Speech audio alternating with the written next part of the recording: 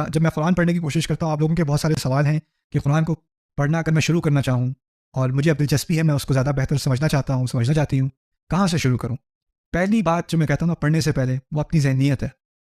قرآن کے بارے میں انسان پوری طرح کلیئر ہو جائے کہ اس نے مجھے امپریس نہیں کرنا، اس نے مجھے جو ہے وہ یعنی اس کو پڑھ کے میں امپریس، مجھے یہ بات سمجھ نہیں آئی، مجھے یہ نہیں اچھا لگا، اور مجھے یہ اتنی تو کوئی خاص بات نہیں لگتی. یہ آپ کو امپریس کرنے کے لیے نہیں آیا. آپ جب قرآن کے پاس آ رہے ہو نا، آپ اپنے رب کے پاس آ رہے ہو. تو جیسے آپ نماز میں آتے ہو، آپ آ رہے ہو اپنے رب کے سامنے، ایسے ہی آپ قرآن کے پاس آتے ہو. یہ آپ کے رب کا کلام ہے، میرے رب کا کلام ہے. مجھے اس کے سامنے عاجزی سے آنا ہے، اس کے سامنے عاجز ہو کے مجھے آنا ہے. اس کا ایک ایٹیٹیوڈ ہوتا ہے انسان کا. باقی لٹریچر میں کیا ہوا ہے، آپ کوئی مووی دیکھتے ہو، آپ تو نہیں، وہ لاہور والے دیکھتے ہوں گے، آپ مووی دیکھتے ہو، صحیح تھی، آپ کوئی کتاب پڑھتے ہو 2 stars، آپ کوئی ویڈیو یوٹیوب پہ دیکھتے ہو، نیچے کامنٹس دیکھتے رہتے ہو، ہر کوئی تنقید کر رہا ہے، کسی کو اچھی لگی، کسی کو 1 star، کسی کو 2 star، کسی کو 3 stars. یہ ہر چیز کو آپ کرٹیسائز کر رہے ہو، کرٹیک کر رہے ہو ہمیشہ، ہر وقت ہر وقت ہر وقت. ہماری ایک ذہنیت بن گئی. کوئی کھانا کھاؤ، نمک تھوڑا کم تھا، کوئی پانی لا دے، اتنا ٹھنڈا نہیں تھا، کوئی میچ ہے، میچ بس ایویں ہی تھا. ہر چیز میں ہمیں امپریس ہونا ہے، ہمیں امپریس ہونا ہے، ہمیں امپریس ہونا ہے. اب ہم ایک کنزیومر بن چکے ہیں، کسٹمر بن چکے ہیں. ہر چیز جو ہمیں آ رہی ہے نا، ہر علم جو آ رہا ہے، وہ ایک ہم کسٹمر ہیں، وہ ہمیں امپریس کرنے کی کوشش کر رہا ہے. یہاں تک کہ تعلیمی اداروں میں بھی یہ بات آ گئی ہے. اب جیسے امریکہ میں ہوتا تھا، پتہ نہیں یہاں پہ ہوتا، یہاں تو نہیں ہوتا ہوگا. وہاں پہ کیا ہوتا ہے، پروفیسر، آپ کلاس لو نا کالج میں، پروفیسر کی کلاس لو، اس کے آخر میں سروے ہوتا ہے کہ ان کو آپ ریٹ کریں کہ کیسے تھے یہ، آؤٹ آف 10 ان کی ریٹنگز ہوتی ہیں پروفیسرس کی. وہ اب تو ویب سائٹ بھی تھی پہلے، پتہ نہیں اب ہے کہ نہیں، ratemyprofessor.com ہوتی تھی. یعنی اب تعلیم کو بھی آپ ریٹ کر رہے ہیں، ان کے جوکس اتنے اچھے نہیں تھے، ان کا لیکچر بہت بورنگ تھا، ان کے ایگزام بڑے مشکل ہوتے ہیں، یہ ہوتا ہے وہ ہوتا ہے. ہر چیز میں تنقید، ہر چیز میں تنقید. اور یہی رویہ ہم لے کے آ جاتے ہیں غیر شعوری طور پہ، کس کی طرف؟ قرآن کی طرف. قرآن کی طرف یہ رویہ لے آتے ہیں. اور پھر میں دوسری نصیحت کروں گا، جو خاص کر یہاں پر میرے سامنے بیٹھے ہیں طلاب العلم یا اہل علم، آپ میں سے کئیوں کا علم مجھ سے کہیں زیادہ ہے، لیکن خطرے میں ہم سارے ایک جیسے ہیں. وہ خطرہ کیا ہے؟ اصل میں ہوتا کیا ہے کہ اسلامی تعلیم میں نا، فرض کریں آپ کوئی فقہ کی کتاب پڑھ رہے ہیں، یا فرض کریں آپ کوئی تاریخی کتاب پڑھ رہے ہیں، یا فرض کریں آپ تفسیر بھی پڑھ رہے ہیں، ٹھیک ہے، اسلامی مٹیریل پڑھ رہے ہیں آپ قرآن کے علاوہ. تو ہوتا کیا ہے کہ جو طالب علم ہے وہ پڑھ رہا ہے، پھر مفسر نے کسی آیت کا حوالہ دیا یا فقیہ نے کسی آیت کا حوالہ دیا، اور پھر وہ آگے چل پڑا. تو جو طالب علم ہے نا، غیر شعوری طور پہ ایک چیز ہے جس پہ وہ فوکس نہیں کرتا اور نکل جاتا ہے. وہ کیا ہے؟ آیت. تو وہ ریفرنس ہے، وہ دلیل ہے. وہ آگے بات کرنے کی اصل بات کیا تھی؟ اللہ تعالیٰ بات کر رہے ہیں آسمانوں اور زمین کے بارے میں. اچھا آسمان زمین پتہ ہے، مزے کی بات کدھر ہے؟ جو نحوی اختلاف ہے وہ کہاں پہ ہے؟ یہ کہاں پہ ڈھونڈوں میں؟ اس کی بحث کہاں سے؟ ہمیں کیا ہو گیا، اب کوئی چیز انٹلیکچولی ہمیں جو کھجلی خارش پوری ہو نا، اس کی کیا نام ہے، ہرس نکلے ہمارے اندر سے، اس کے پیچھے ہم پڑ جاتے ہیں. ورنہ بات بیسک ہو رہی ہے، بہت ہی بیسک ہو رہی ہے. میں آپ کو جانے سے پہلے ایک تجربے کے بارے میں بتانا چاہ رہا ہوں، جو میری زندگی میں سمجھتا ہوں میرا جو قرآن کا سفر ہے، اس کا سب سے اہم ایک اس کا ایپیسوڈ وہ تھا. یہ عمان کی بات ہے، سلطنت عمان میں گیا تھا. ہمیں ایک خط آیا، مجھے اور میرے کالیگ کو، ڈاکٹر صہیب سعید کو، ہمیں انویٹیشن آئی سلطنت عمان سے. ان کا ہوتا ہے دورت تدبر القرآن، دورہ کرتے ہیں تدبر قرآن کا. واہ، دورہ کیسا دورہ ہوتا ہوگا یہ؟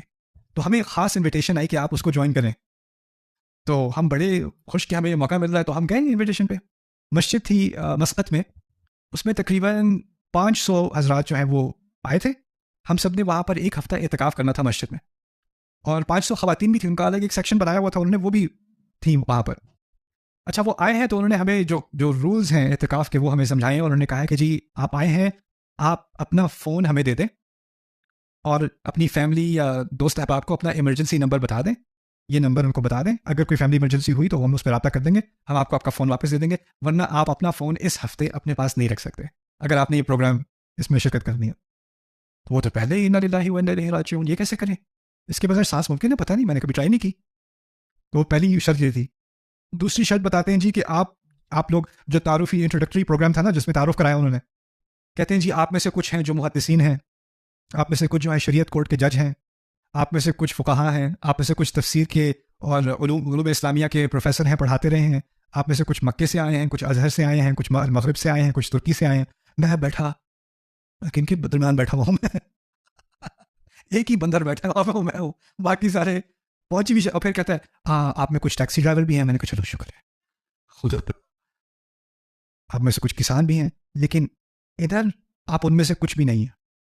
شرط یہ تھی کہ آپ نے اپنا نام بتانا ہے اور آپ نے بتانا ہے آپ کون سے شہر سے آئے ہیں. بس اپنے بارے میں کوئی اور بات کرنے کی آپ کو اجازت نہیں ہے. اگر کوئی آپ سے پوچھے تو آپ بس اپنا نام بتا دیں اور کہاں سے آئے ہیں, بس اتنی سی بات. اس کے علاوہ میں نے فلانی جگہ تعلیم حاصل کی, میں نے یہ پڑھا, وہ نہ ایک لفظ نہیں, ایک لفظ نہیں. یہ دوسری شرط تھی. تیسری شرط تھی کہ آپ میں سے بہت سارے اہل علم ہیں, آپ تفسیر کا, تجوید کا, حدیث کا, علوم کا, قراءات کا, ان سب کا علم رکھتے ہیں, لیکن یہاں اس کے بارے میں ایک بات بھی نہیں ہوگی. میں نے کہا تدبر القرآن کا پروگرام, یہاں اس کے بارے میں بات نہیں, تو بات کیا ہوگی پھر یہاں پہ, یہ کر کیا رہے ہیں یہ. پھر انہوں نے بات بیان کی. ہمارے استاد تھے استاد داؤد پسنان, وہ الجزائر سے ہیں وہ اصلاً. وہ کہتے ہیں کہ بات اصل میں یہ ہے کہ آپ سب کو انکم اعرف انکم جمیعا تفهمون العربیہ, تم سب سمجھتے ہو عربی, آپ سب کو عربی آتی ہے. وتجیدون التفسیر والقراءة والفهم الصحیح, تم سب کو بہت اچھا فہم ہے قرآن کا. آپ کو کہتے ہیں آپ سب کو مجھ سے زیادہ فہم ہے. پھر کہتے ہیں ولكن هناك جدران بیننا وبین قلوبنا وبین القرآن, ہمارے دلوں کے اور قرآن کے درمیان دیواریں ہیں. عقل کے درمیان اور قرآن کے درمیان کوئی دیوار نہیں ہے, دل اور قرآن کے درمیان دیواریں ہیں. اسی لیے ہم قرآن پڑھتے ہیں, پڑھاتے ہیں, لیکن اس کا وہ اثر نہیں رہتا جو ہوا کرتا تھا. اور یہ جو پروگرام ہے ہمارا, اس کا سارا مقصد ہے, ہمارا یہ 7 دن کا پروگرام ہے, اور ہم ہر روز ایک دیوار توڑنے کی کوشش کریں گے. ان 7 دیواروں میں سے یہ ہم کرنے کی کوشش کریں گے. تو انہوں نے پروگرام شروع کیا. پروگرام ہوتا تھا, تہجد پہ اٹھاتے تھے, تہجد ہم اکٹھے پڑھتے تھے, پھر وہ آیات پڑھتے تھے سورۃ الاعراف کی صبح فجر سے پہلے.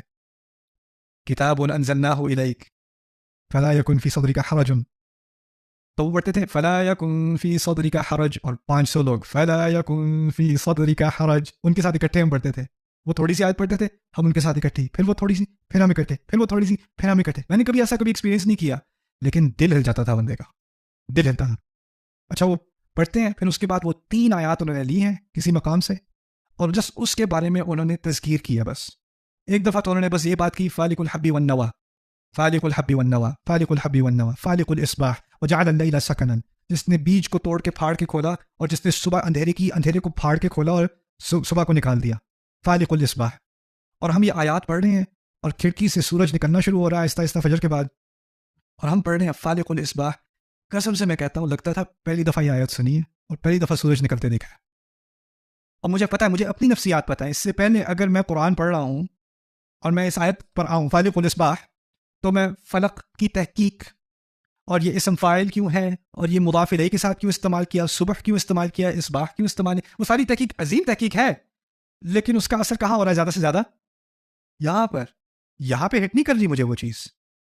وہ ہفتہ میں نے گزارا ہے ان کے ساتھ, اور پھر وہ ان کا 30 منٹ کا سیشن ہوتا تھا ایک تو آیات کے بارے میں, بس اس میں نہ کسی مفسر کا حوالہ, نہ کوئی نحوی بحث, نہ کوئی صرفی بحث, نہ کسی چیز کا حوالہ, بس اس کا دل پہ کیا اثر ہونا چاہیے, اس آیت کا دل پہ کیا اثر ہونا چاہیے, اس پہ بات ہو رہی ہے. اس کے بعد جیسے ہی وہ سیشن ختم ہوا, وہ ایک دائرہ بنایا, 6 لوگوں کا دائرہ, 500 لوگ ہیں, 5 لوگوں کے دائرے بنے ہوئے ہیں, ساری مسجد میں پھیلے ہوئے ہیں.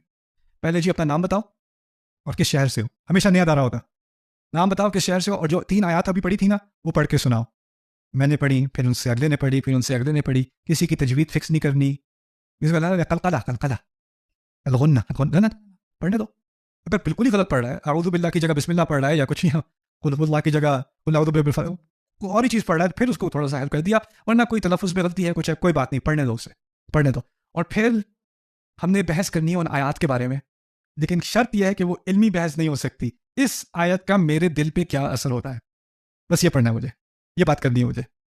آدھا گھنٹہ 5 اجنبی لوگوں کے ساتھ آپ بیٹھے, بس یہ بات کر رہے ہو کہ اس آیت کا دل پہ کیا اثر ہوتا ہے. پھر وہ کھانے کا ٹائم آتا, کھانے پہ اسی طرح, اس کے بعد اگلا سیشن اسی طرح کا, پھر بریک, پھر اگلا سیشن, پھر بریک, پھر اگلا سیشن, پھر بریک. سارا ہفتہ ہم نے ایسے گزارا.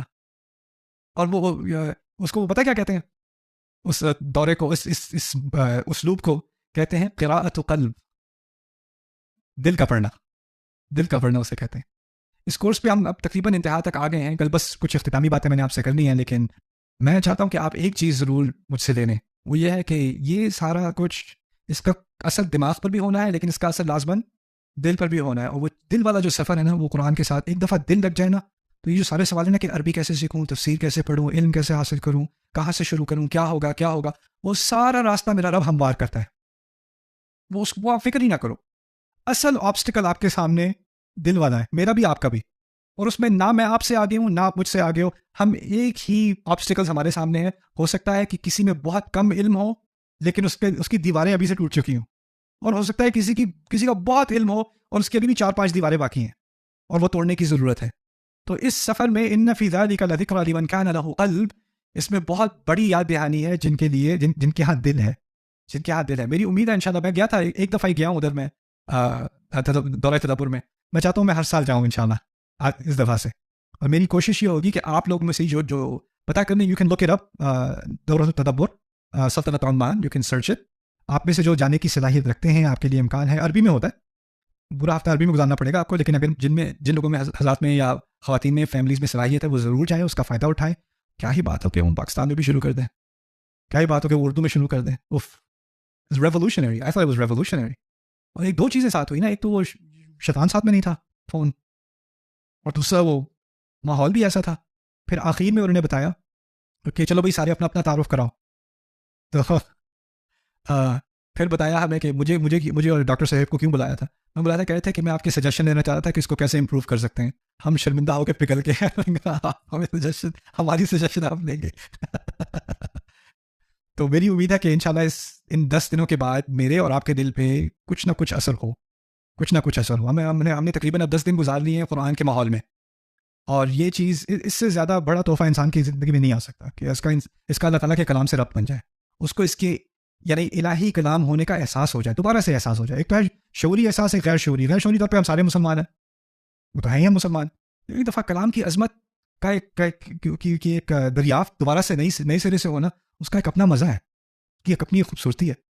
اللہ تعالیٰ ہم سب کے دلوں میں قرآن کو اتارے، اس کی روشنی سے ہمارے دلوں کو منور کرے، اور اس کے ذریعے سے جن مشکلات کا ہمیں سامنا کرنا ہے، خاص کر وہ مشکل جو ہمیں اللہ تعالیٰ سے دور لے جائیں، ان مشکلات کا سامنا کرنے کے لیے ہمیں قرآن کا صحیح استعمال کرنے کی توفیق دے. بارک اللہ لی و لکم. السلام علیکم ورحمۃ اللہ تعالیٰ وبرکاتہ.